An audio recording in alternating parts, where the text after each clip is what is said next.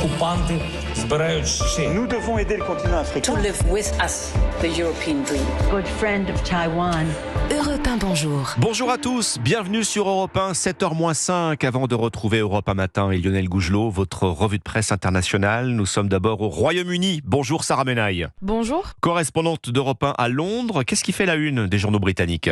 Eh bien, on parle de l'audience de la dernière chance pour Julian Assange. Le journal The Telegraph nous rappelle que la Haute Cour de Londres doit examiner jusqu'à ce soir le refus d'autoriser Assange à faire appel de la décision du gouvernement britannique de l'extrader vers les États-Unis. Les États-Unis qui souhaitent le juger pour une fuite massive de documents. Le Daily Mail nous apprend que malade et trop affaibli, le fondateur de Wikileaks n'a pas pu assister à l'audience de mardi. Si extradé vers les États-Unis, Julian Assange risque un grave déni de justice, titre de son côté le journal The Guardian.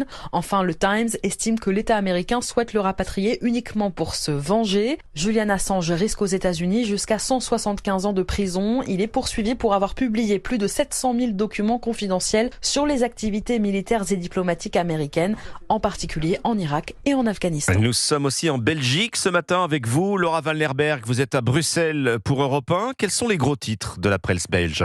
Une polémique autour d'une sourate au Parlement, titre le journal La Libre Belgique. Une vidéo montre un imam récitant une prière depuis la tribune du Parlement bruxellois, suscitant l'indignation de la plupart des partis politiques, ajoute le journal L'Écho. L'imam était présent lors d'une remise de prix à l'invitation d'un député socialiste. Une visite imprévue, sans aucune supervision des services du fonctionnement, précise le quotidien Le Soir. Le journal L'Écho pointe de son côté l'instrumentalisation du député. Désormais, le règlement des visites sera renforcé, nous apprend le quotidien Sudinfo. Les visites devront être autorisées au préalable avec une commission qui sera constituée et personne ne pourra occuper la place du président.